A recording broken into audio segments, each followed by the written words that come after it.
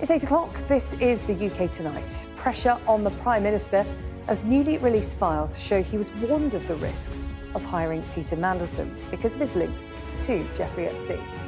The first set of documents relating to Mandelson's appointment as ambassador to the United States show that he asked for a payout of more than £500,000 when he was sacked last month. We'll get reaction live from Westminster and from Washington. Also tonight, the UK joins more than 30 countries agreeing to their largest ever release of oil reserves. This is as Iran targets one of the world's key trade routes. Ships are on fire in the Strait of Hormuz and fighting is flaring up across the region. Tonight we'll assess whether the move is enough to calm markets and prevent a shock to global energy. A school in lockdown as a 15-year-old boy is arrested over the stabbing of a teenage girl. Plus, a warning that women are at risk in their own homes as Britain's largest domestic abuse charity calls on the government to fill a crucial funding shortfall. All that to come and much more on the UK Tonight.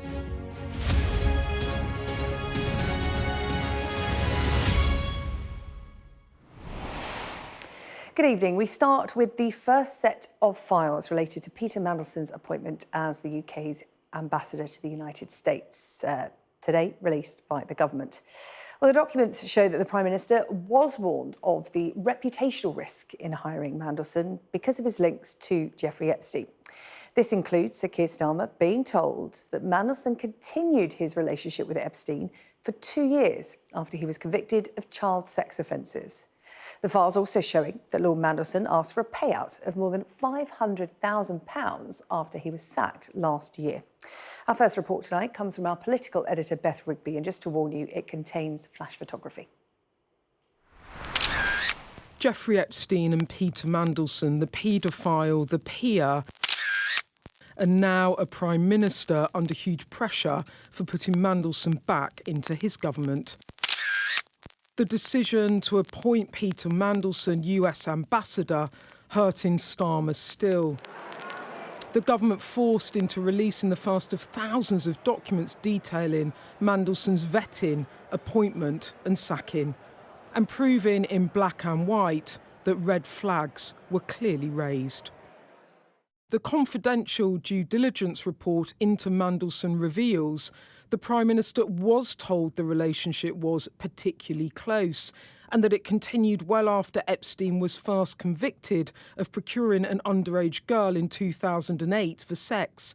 It was flagged to Starmer that Mandelson reportedly stayed in Epstein's house while he was in jail in June 2009, and there was a general reputational risk over Mandelson's relationship with Epstein. All of it difficult, the PM's Chief Secretary, Darren Jones, dispatched to the Commons to defend his boss. The Prime Minister has taken responsibility for Peter Mandelson's appointment as ambassador to the United States. He has acknowledged it was a mistake and has apologised, not least for believing Peter Mandelson's lies.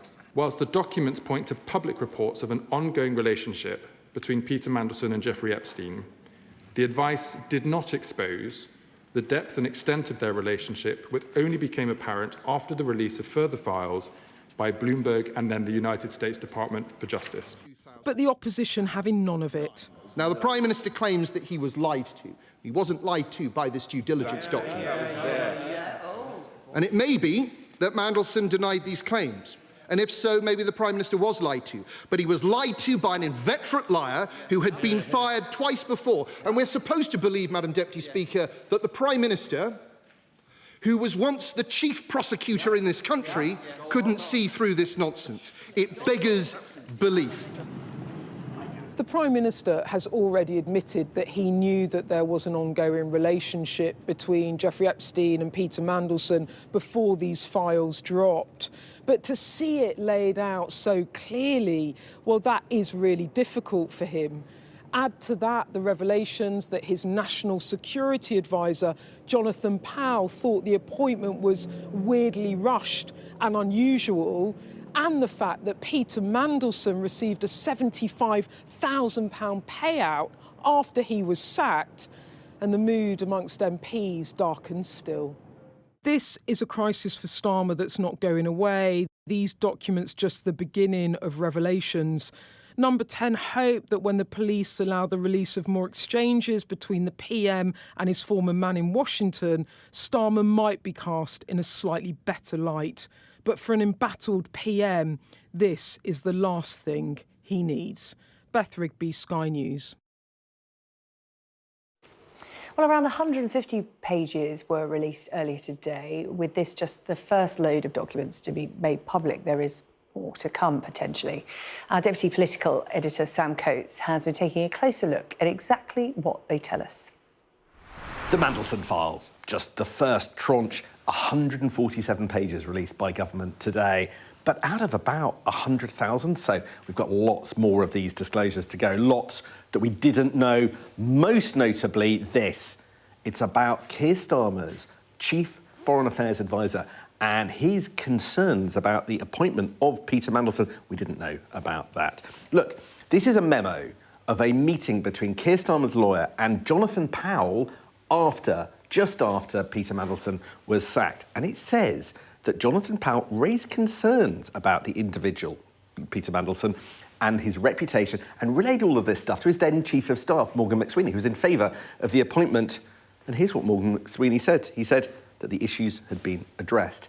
And then it looks very much as if Jonathan Powell wasn't really involved, potentially after that moment, saying he didn't recall any specific meetings on the appointment that he was involved in. There were a few conversations, but not the meetings, which we know did take place. He said that the appointment process was unusual and weirdly rushed.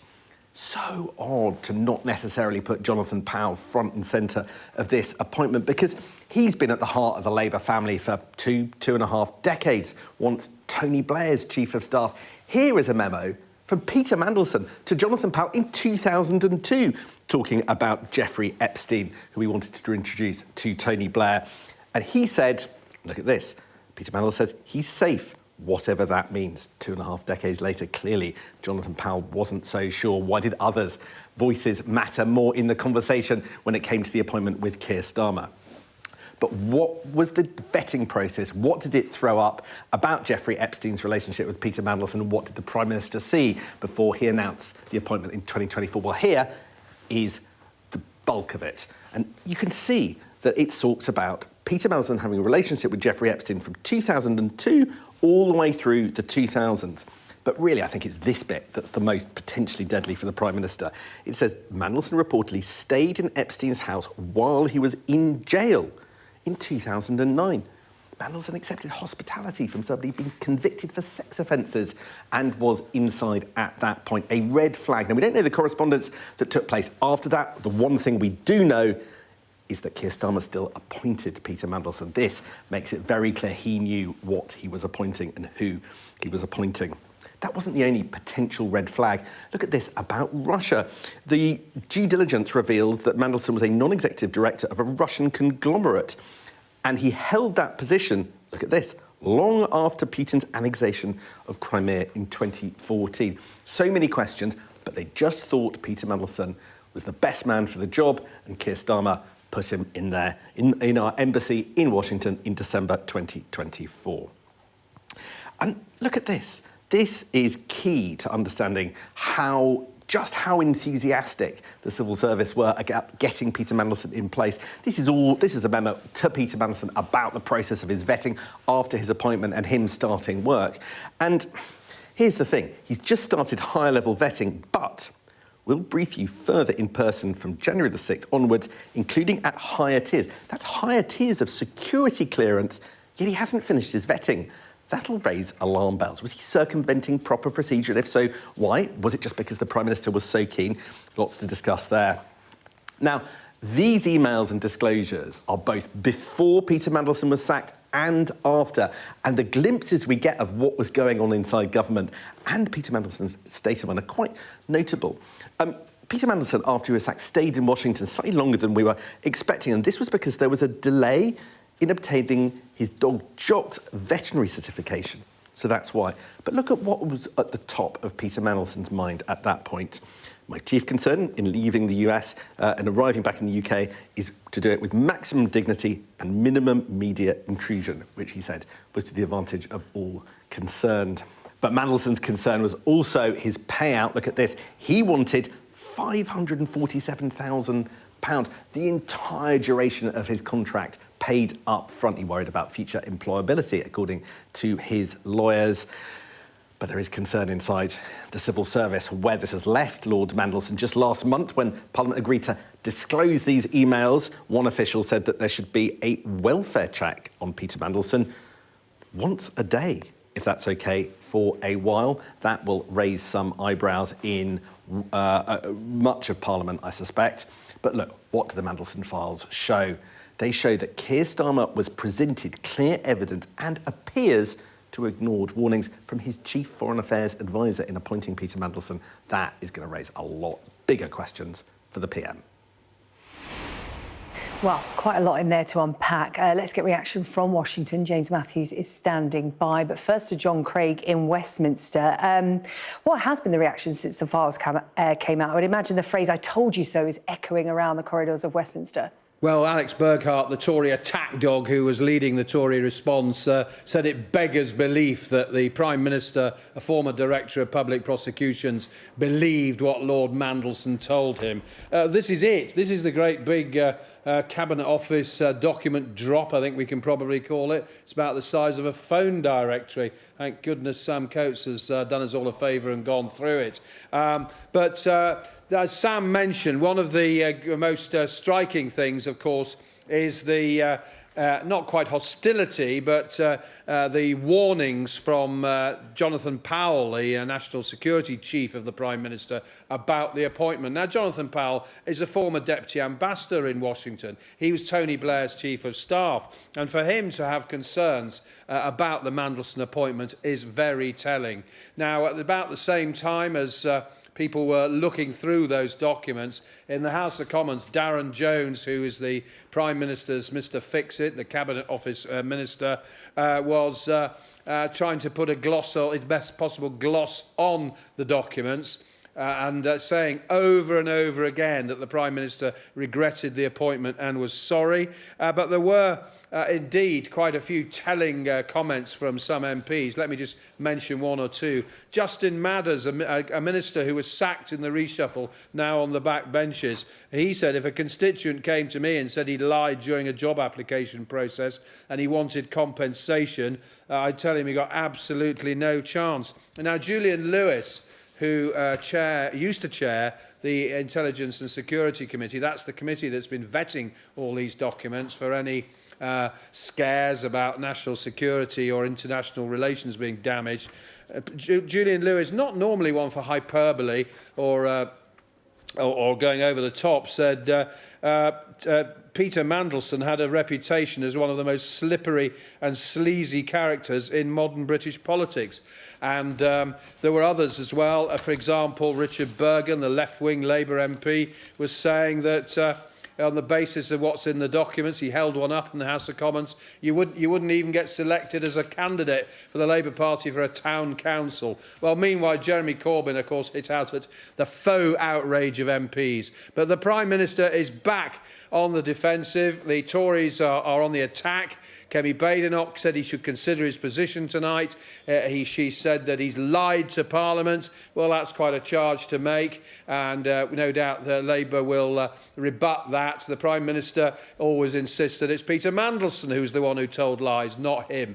But after all these documents today, I think a lot of people are really questioning some of the explanations that the Prime Minister gave about Peter Mandelson in recent months. OK, John, thank you very much. That's reaction from Westminster. Let's cross to Washington. And James, it's big news here, what's in those files. A lot of people are saying, you know, it's damning, but we pretty much knew a lot of it already. What's the cut-through been in Washington? Well, it hasn't gone unnoticed, Sarah-Jane, I can tell you that. I spoke to Suhas Subramaniam, a man we've heard before on Sky News. We've heard from him. He's a member of the House Oversight Committee, which, of course, is investigating the Jeffrey Epstein affair. As part of that, it has written to Peter Mandelson, of course, two of its members, Suhas Subramaniam is one of them, saying to Peter Mandelson, we want to hear from you. We want you to come before Congress and to testify. They've said the same thing to Andrew Mountbatten Windsor. So, you know, there are Congress people wired into events in the UK. And as such, I went to Capitol Hill, spoke to Suhas Subramaniam about a couple of things. The business of the day, actually, is that this committee is questioning Richard Khan. He was Jeffrey Epstein's accountant for more than 10 years. Many questions about the financial infrastructure around Epstein, how that enabled him. Richard Khan, there's no suggestion that he's guilty of any wrongdoing. So I asked this Democratic congressman about the Richard Khan business, but I also asked him about his observations on what's going on in the UK today. And he reckons that it reflects a failing on the part of Prime Minister Sir Keir Starmer. Let's have a listen. We believe that there's clearly a financial trail leading to Sarah Ferguson, leading to Andrew Mountbatten Windsor, and leading to Mr. Mandelson. And we want to know all about it. We want to know why those payments were made, what Richard Khan and the lawyer, Darren Endike, who we're going to interview later, what they know about it. And I think they have a lot of information to give us. Let me ask you, today files have been released that indicate the British government, British Prime Minister, was told of reputational risk in appointing Peter Mandelson as the ambassador to Washington, D.C. I just wonder what your observations are on that. Well, before I hire someone, I want to know all about them, and I want to know what the downsides are. And so it's surprising to me that he wouldn't know about Mandelson's relationship with Epstein, and it's surprising to me that he still went forward and appointed him. Yeah, the fact that he was told there was reputational risk, that was made clear. Is that a failing on his part, do you think? I think it is. I mean, you have to be very careful about who you surround yourself with and who you appoint. There you go, Sarah-Jane. You know, Donald Trump has had a lot to say about Sir Keir Starmer in recent days. He's not had a flattering commentary on this side of the Atlantic, the British Prime Minister. That doesn't change today. OK, James, thank you. James Matthews with the latest on that story from Washington. Thank you. Let's bring you up to date with events in the Middle East now. Iran has renewed attacks on commercial ships in the Gulf. This is as it attempts to block one of the world's key trade routes. The UK today joined more than 30 countries, agreeing to the largest ever release of oil reserves in a bid to see off a global energy shock. Well, in just a moment, we'll assess whether that move is enough to calm markets. But first, Sky's Sally Lockwood reports from the Strait of Hormuz. This conflict is striking deeper at the global economy. Oil storage facilities, one of the latest targets at Oman's port of Salalah. And with oil markets already shaken by disruption across the Gulf, the International Energy Agency has agreed to release a record volume of emergency oil reserves, the largest intervention in its history, in an attempt to steady prices. But, to be clear, the most important thing for a return to stable flows of oil and gas is the resumption of transit through the Strait of Hormuz. But right now, the Strait of Hormuz looks like this. Commercial shipping at a standstill in this strategic choke point for the world's energy. And it's become incredibly dangerous. This Thai-flagged ship caught fire after being hit by Iran while trying to escape the strait. In the past day, at least 3 vessels have been attacked by projectiles, likely drones. Iran's Revolutionary Guard claimed responsibility for the attack on the Thai-flagged vessel, which is little surprise. They have threatened to attack any ship that tries to pass, and it's brought this shipping superhighway to a standstill. Iran controls the strait, and its effective closure raises the cost of the war, not just for its enemies, but for the entire world. The US is working on plans to secure international ships in the strait, and US Central Command has targeted Iranian vessels suspected of being poised to lay mines in the waterway. The US president sounding much more upbeat than the global markets, even telling oil companies they should be sailing through Hormuz. We took out just about all of their mine ships in one night. We're up to boat number 60. Every one of their ships, just about all of their navy is gone at the bottom of the sea. Iran's navy may be degraded, but its cheap drones are still hitting the arteries of global trade. Closing the Strait of Hormuz is one of Iran's most powerful weapons. Any vessel whose ship or oil cargo belongs to the United States, the Zionist regime, or their hostile partners will be considered a legitimate target. But it's not just the Gulf on edge tonight. Around 30 countries have voiced concern over renewed fighting in Lebanon, and outrage is growing after a residential building was hit in the latest wave of airstrikes. And Tehran has been hit in one of its heaviest nights of bombing so far. Israeli officials believe Iran's new supreme leader may have been wounded. He's not been seen in public since taking office. And tonight, most of Iran's women's football team, who recently turned down an offer of asylum in Australia, are returning home. Back to a country now at war, in a conflict felt far beyond the Middle East. Sally Lockwood, Sky News, on the Strait of Hormuz. Well, has that release of oil from those strategic reserves done enough to calm markets and stop prices from surging? Our economics editor, Ed Conway, has been taking a look. Some pretty extraordinary news. Just recently, the International Energy Agency, which is this body, it's the group for developed economies to deal with energy shocks like this, has just announced the biggest intervention it's ever made in energy markets. And what they're doing is they're releasing, and when I say they, that's kind of rich countries around the world, they're releasing an unprecedented amount of oil stockpiles. This is basically emergency oil supplies onto the global market to try and deal with what's happening with the oil price. But here's the interesting thing. If you look at the oil price, and this is just looking over the last few days, obviously it went up really sharply, up above $100 a barrel. On Monday, Donald Trump came out and said the war is complete, or words to that effect, and then it came down pretty sharply after that. But here's what's striking, OK? So we just had this news of the IEA stock release. Look at what happened to the price afterwards. Basically, it did nothing. OK, and that raises the question, why is that? And part of the answer comes back to the flows of oil around the world and how much we have right now. Now, the big picture here is global crude oil demand is about 100 million barrels of oil a day. And with the Strait of Hormuz being closed, basically 15 million of those barrels have kind of gone. You know, you're not easily able to get hold of them. And so all of this is about trying to fill that gap. And when you look at the Strait of Hormuz, so look at the area here, so that is the area through which shipping's not passing at the moment. Most of the world's oil, or kind of 20% of the world's oil, goes through there. There are pipelines all around the region, raising the question, could you just get it into through those pipelines instead of shipping it out? Well, you can get a certain amount out of this pipeline that goes across Saudi Arabia, the East-West pipeline. There's another pipeline over here that goes kind of from that part of the UAE to that part, to Fujairah. And there is a bit of capacity, so you can get an extra 5 million barrels a day out of that one, an extra 0.7 million out of that one. Add that up, OK, and that gap I was talking about earlier, 15 million barrels, you're starting to get towards it.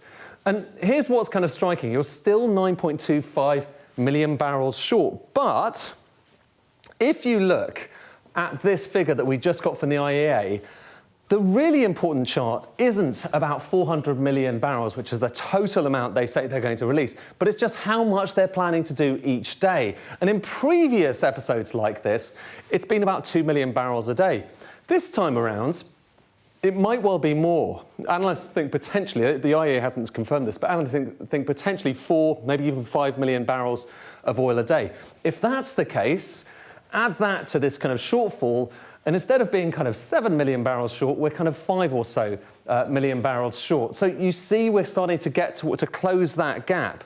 But even so, there is a gap. And that's part of the reason why oil prices are still so high. You have a shortage of oil flowing around the world. And so all around the world, you're starting to see the consequences. In India, in Mangalore, one of the refineries has issued a force majeure note, so basically kind of cancelling contracts. Elsewhere in India, supplies of LPG, so liquefied petroleum gas, they've been rationed. And then also look in places like Thailand, in Vietnam, employees have been urged to work from home. And that's before you count on what's happening closer afield in Europe. We know what's happening to petrol prices in the UK. In Germany, there's been a clampdown on petrol prices. And those kind of measures are expected only to continue as oil prices remain high in the coming days. So to come here on the UK Tonight, how the war in the Middle East poses security risks for us here in the UK. And we'll have the latest from Norfolk as a 15-year-old boy is arrested over the stabbing of a teenage girl at school.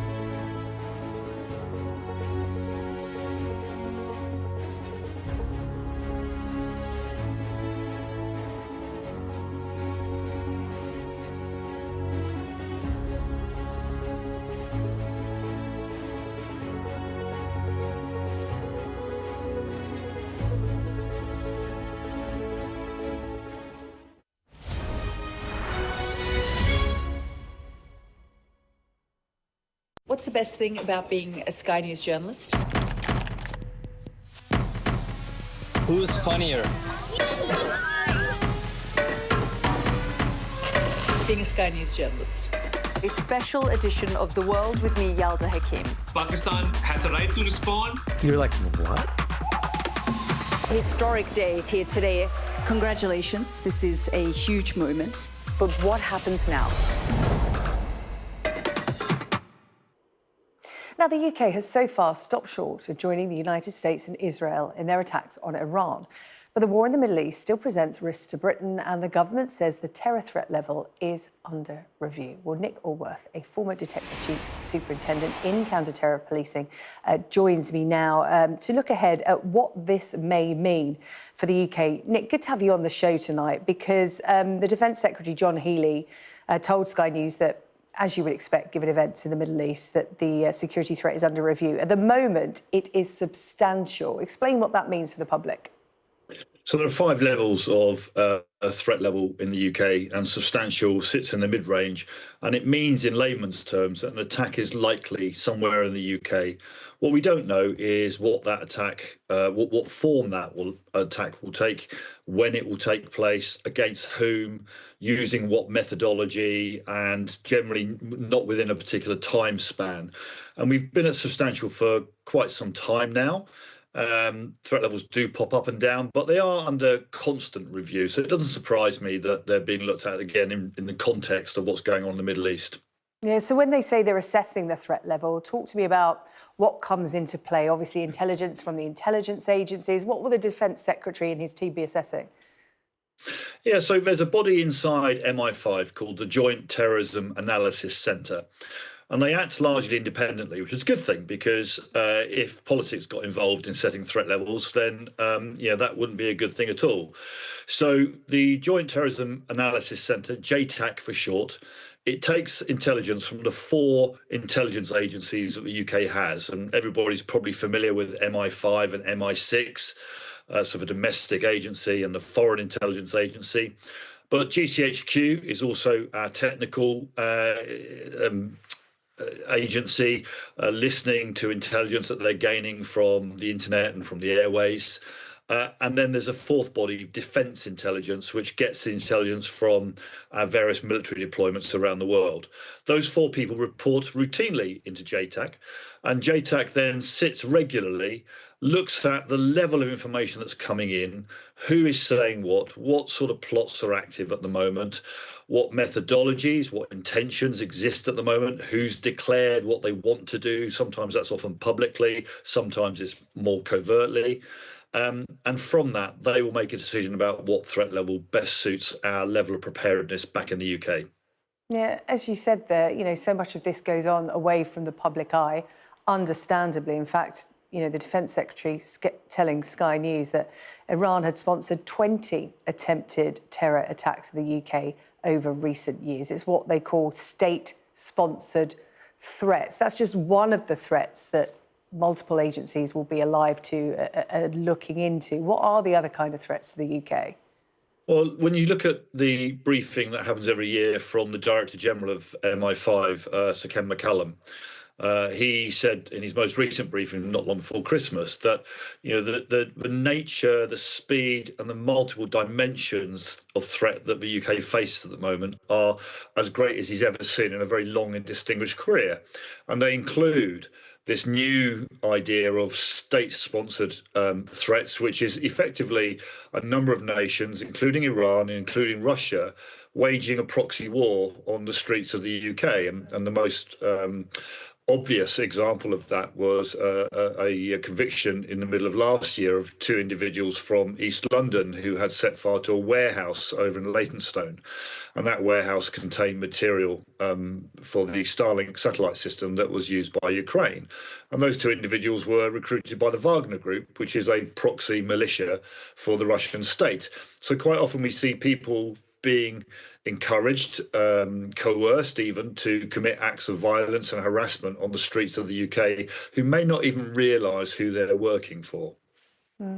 I think it was the Iron newspaper that reported that British intelligence is monitoring Iranian sleeper cells in the UK with concern about targeted retaliation attacks. How difficult is it to monitor those groups and get the information? Because, you know, as I said, this is an ongoing process, but hyper-focused now, given what's going on in the Middle East. Yeah, if we go back a decade or so, at the height of the so-called Islamic State, we picked up a significant caseload that has endured to today. And so typically at any time, there are about 800 live investigations in the UK, and those investigations are against the highest threat. So those individuals or groups who are talking about and immediately plotting and planning to do something terrible on the streets of the UK. Outside of that 800, there's another 2,500 of subjects of interest, and these are people who've come to attention quite often through those investigations and are associated with the principles that are being investigated within those 800. They're people that might be on the periphery of an organisation. The security services just aren't quite sure how involved they might be. And then over the top of that, there's somewhere in the region of 20 to 30,000 individuals who have previously come to a notice of the authorities. And those are people who perhaps might have been in the PREVENT programme and had extreme views of the world, but perhaps have tempered those views with age and family, or perhaps have just lost interest because the things that were vexing them at the time no longer vex them. And what we saw over the last decade or so is some of the attacks that manifested themselves in the UK came out of that larger group. So monitoring people who aren't necessarily active is a huge undertaking, and it's reliant on the public giving intelligence, and on behalf of those agencies, I would encourage anybody with any information, however small or insignificant it might seem, to pass that to the authorities. If I may, there is an interesting statistic around that, which is the year before last, counter-terrorism policing took some 10,000 pieces of information from the public, of which 2,000 led to purpose and the need to look further into that information. That's an incredible conversion rate, and it says a lot about the intuition of the public. Yeah, very much so, and a really good note to end on. Vigilance and reporting, even if you have the slightest suspicion. As you said, it could turn into something really useful. Nick Aldworth, former Detective Chief Superintendent in Counter-Terror Policing. Really appreciate your expertise on tonight's show. Thank you so much. You're welcome. Still to come on the programme tonight, the prisoner accused of murdering Soham killer Ian Huntley appears in court. We'll have all the details on the way. And a warning that a funding gap is putting women at risk in their own homes. We'll hear from the domestic abuse charity Refuge.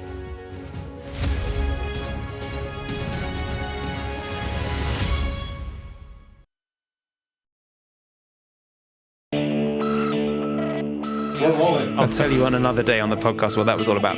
Welcome to the world. Come along for the journey. It'll be fun. Russia knows our weaknesses, but do you? This is the war game. There were a number of armed security. We want to discover, to find out what's really going on. Everything you need to know about British politics in about 20 minutes. I actually don't like political drama.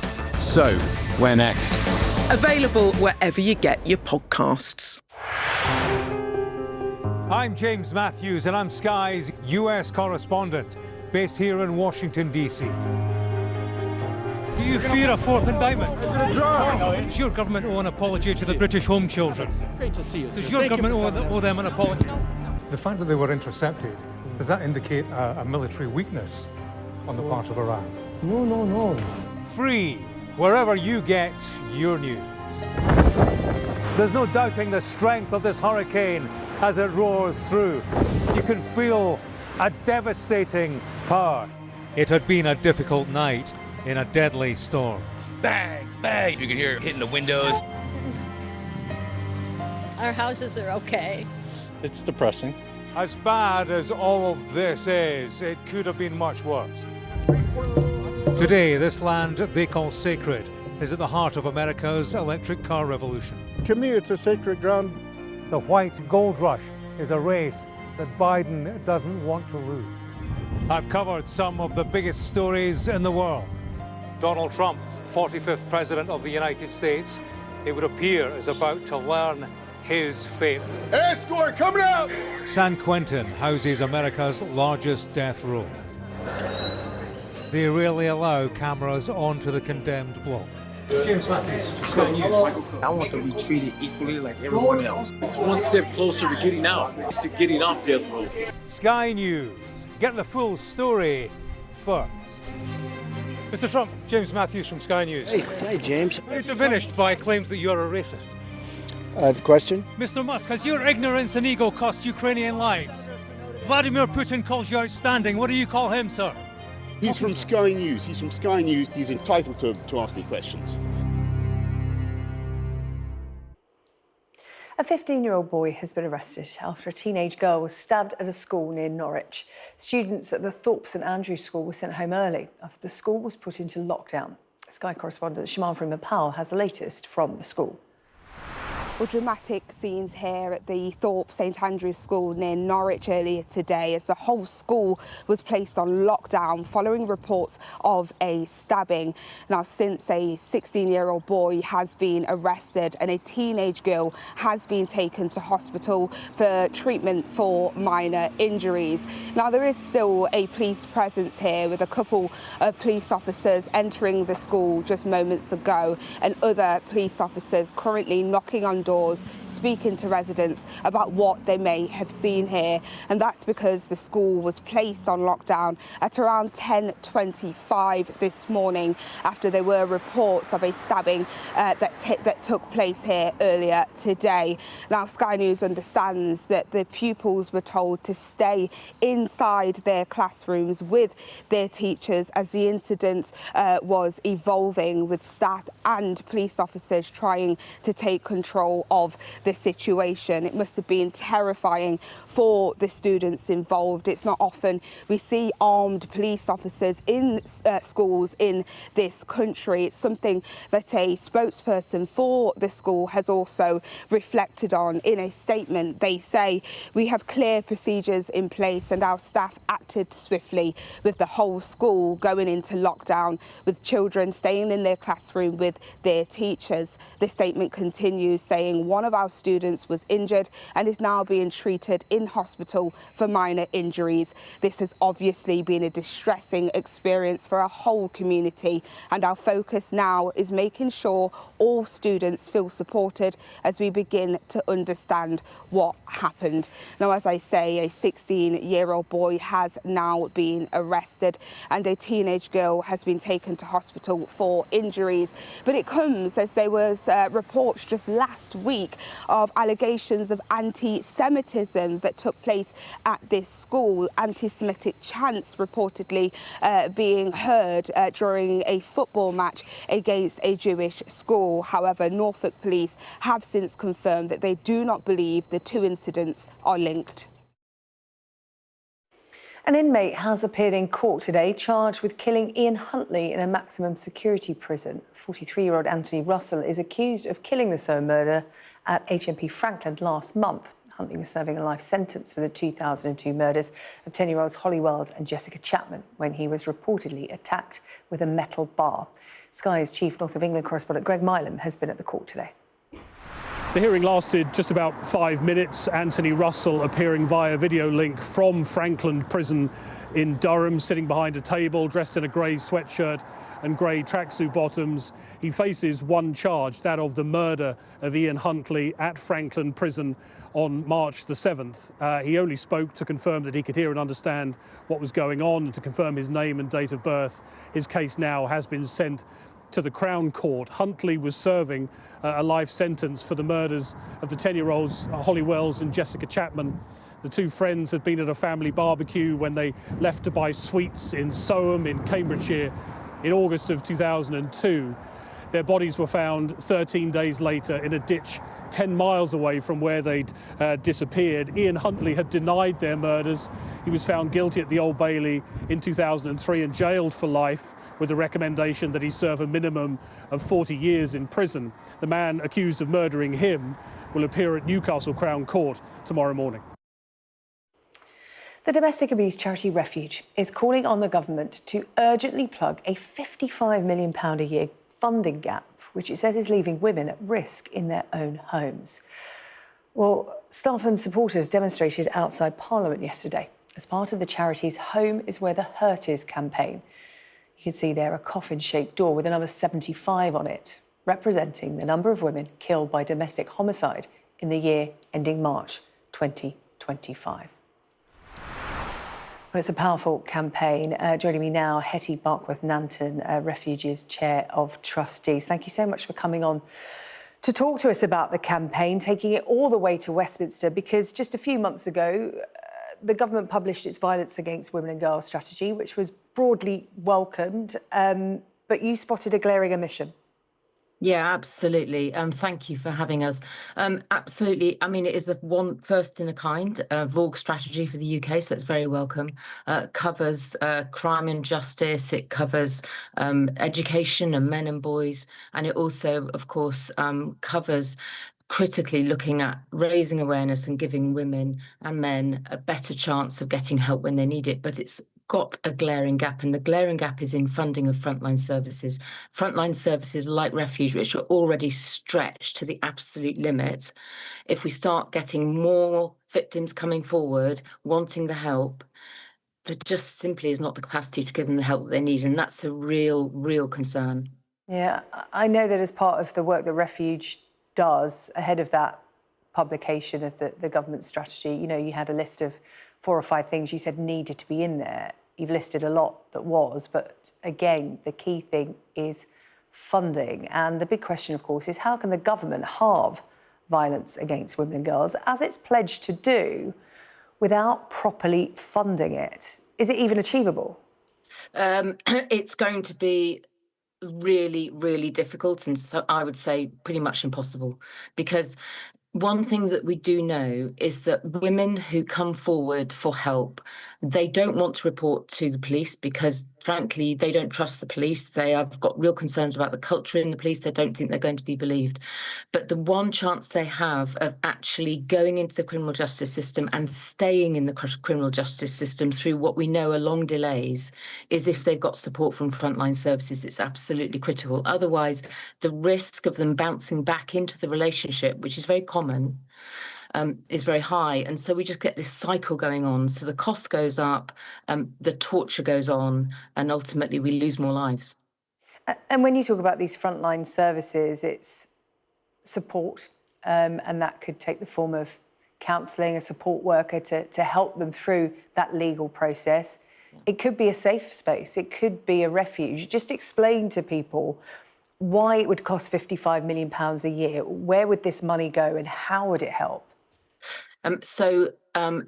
Emergency accommodation in the shape of refuges, which are sometimes individual homes and sometimes communal homes, are absolutely for those survivors who need to escape. They are often literally running away with or without their children sometimes, with whatever they can grab, whatever they've got on their backs. And they're coming into those homes not for a week, they're coming in for months, sometimes more than a year, because they can't leave the refuge until it's safe for them to do so. It's not safe for them to do so until they have temporary accommodation. And there we get that vicious circle again, because, of course, in some areas, getting access to temporary accommodation, there is a long waiting list, even though domestic abuse survivors have priority. So it's a false economy, frankly, not funding these places properly. Yeah, a false economy. Domestic abuse costs the UK an estimated £78 billion a year.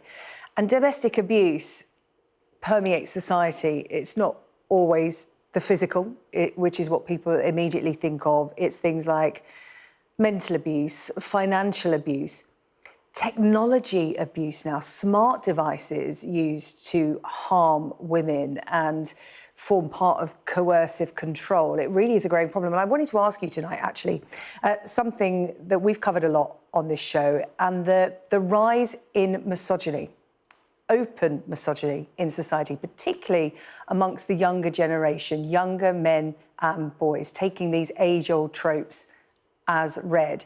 How harmful do you think that is going forward? It's very harmful, obviously.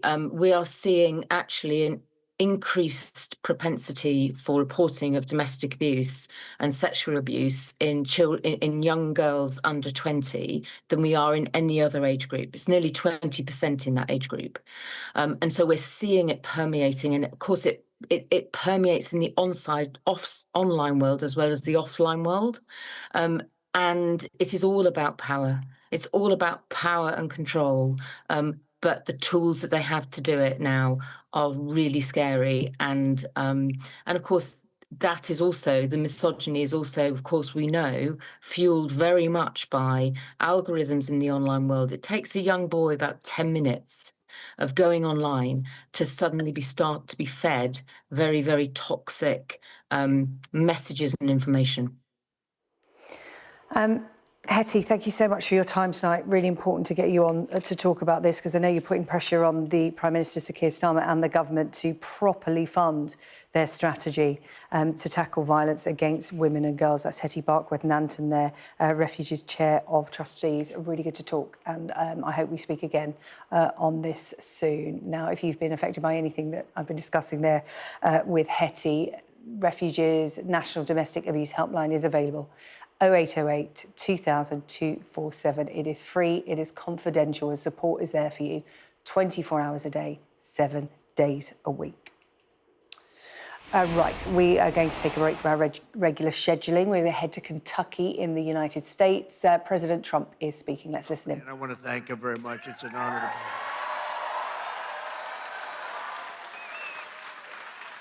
here. And like the people of Kentucky, you do it with skill and precision and pride, using equipment stamped with those beautiful words, made in the USA. Do you remember? Made in the USA. We're putting it all over the place. And we're making more and more things in the USA, more than we ever had. More people are working today in the USA than at any time in the history of our country. And by the way, do we have a great military?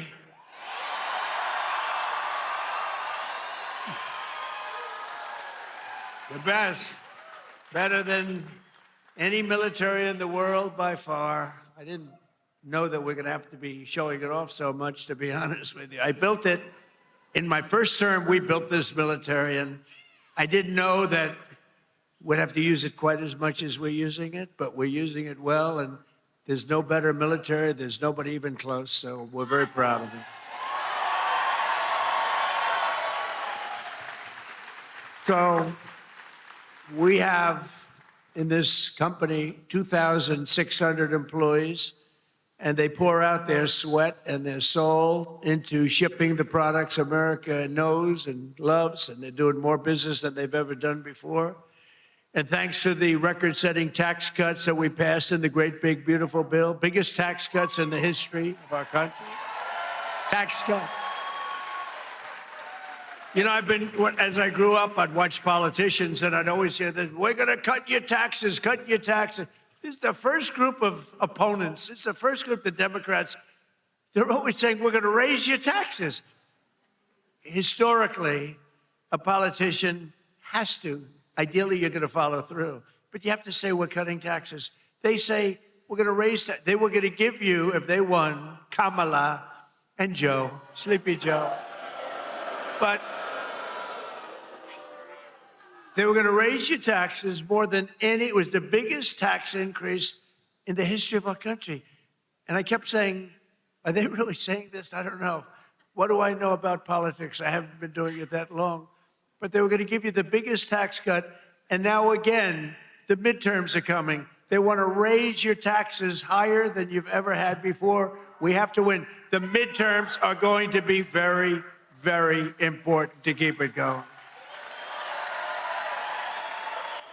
We'll leave Donald Trump there. We'll continue to monitor his speech to see if he talks about what is happening in the Middle East, particularly that move today to release oil reserves to stop market turmoil. If he brings it up, we'll go straight back to that speech. But in the meantime, let's crack on. Jess is here in the studio with me with a sport. I actually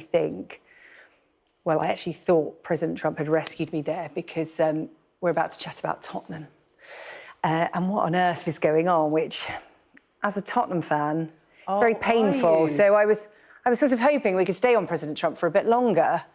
However, here we are, Jess. What's going on? Well, you know, there's been calls perhaps for a change in manager, which seems preposterous. I know that we're even discussing this because he's been in charge, Igor Tudor, for 4 days, just 4 games, 25 days. I bet it's felt like longer to him. Look at his face. I know. Doesn't he look utterly dejected in those press conferences and when he's on the touchline? But look, that defeat last night in the Champions League was his 4th in 4 games. And if you look at their Premier League form, they're just 1 point now above the relegation zone. I'm telling you things, SJ. I'm sure you already know. I was on air last night and my producer buzzed in my ear and said 22 minutes gone in the Tottenham game. Do you want to know the score? And I was like, do I? He went, no. But there's 4 goals gone in and not for Tottenham. Oh, so, gosh. Yeah, no. Oh, That's gosh. what it's like to be a Tottenham fan at the moment. And it just, last night, just epitomised everything that's going wrong. Their performances look lacking in energy. They look disjointed. They look devoid of all confidence. And as it stands, Sarah-Jane, they've got 9 games left to save their season because they're staring down the barrel of what could be their first relegation from the top flight since 1977. Oh, gosh. Well, a lot is being made of that decision last night to substitute the goalkeeper. That was just after 17 minutes, I think. And it really looked like an awkward situation to witness on the sidelines. I mean, that pretty much just sums it up for me, I think. It does. I mean, for us that have watched football for years and years and years, we've never seen anything like it. It was a young keeper going by the name of Antonin Kinski. He's just 22 years of age, just his 3rd start for the club. Probably does feel 22 years of old after that result. Yeah. And, you know, he made mistakes. You wonder whether the manager, Igor Tudor, was right in even putting him in that position in the first place because of his lack of experience. But look, there he was. He was substituted after 17 minutes. He looked utterly dejected as he walked down the tunnel. And weirdly, a few teammates put their arms around him to say, look, guy, it's not necessarily your fault. But there was no interaction between the keeper and the manager himself, which was very telling, I think. Well, to dare is to do is Tottenham's motto, and I saw a video earlier on social media said they're not daring and they're not doing at the moment, so there might be a bit of a campaign to change the motto. But look, it's not the end of the season yet. I mean, that's what I've got to say about that. OK. I was expecting some positivity. No, not just yet. Check back in with me next week, maybe. I hate to be a realist about this, but it doesn't get any easier for Tottenham because next they travel to Anfield to play Liverpool in the Premier League. And as I say, this could be the most disastrous, highest-profile relegation the Premier League have ever seen. Well, don't check back in with me next week, then. Sorry about that. OK, so a bad night for Spurs in the Champions League. But look, there are more English teams in action tonight. I'll update you on how they're getting on in just a couple of moments.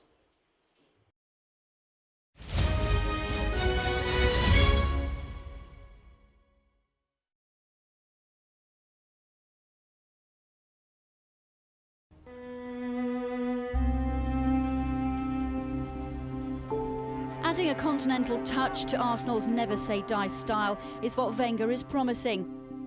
Quand je suis venu, je veux dire, il y a tout ce qu'il faut pour être un grand club. Je veux dire, ils ont un public qui est fabuleux. Je veux dire, il y a des terrains où on peut s'entraîner. Il y a un entourage qui est très bien. Je veux dire, ils ont des très bonnes structures. I think it was a big chance for Arsenal to take this player because I believe he has a great future. He knew he had to get those kind of players that will know his philosophy and will help him implement that philosophy on the pitch at Arsenal. If you want to change the mentality at Arsenal, you don't go and sign English players. It didn't have as big an effect as when we signed Dennis Bergkamp. That was like a massive statement. When Patrick signed, these are players that nobody's really heard of. I was happy to have the chance to sign him. And overall, Patrick Vieira landed at Arsenal, but nobody knew that I was a manager. So at the start, he didn't play. So actually Remy Gard came in at the same time. Remy was an accomplished player, but also I think to give Patrick comfort that he wasn't alone, he wasn't the only French guy in the dressing room. So, and I think that worked well. Remy was a little bit more of a mature player than Patrick. Remy was great for Patrick because Remy spoke English, Remy was so smart, loved everything about London, would go to museums, go and take Patrick along with him. And Patrick was so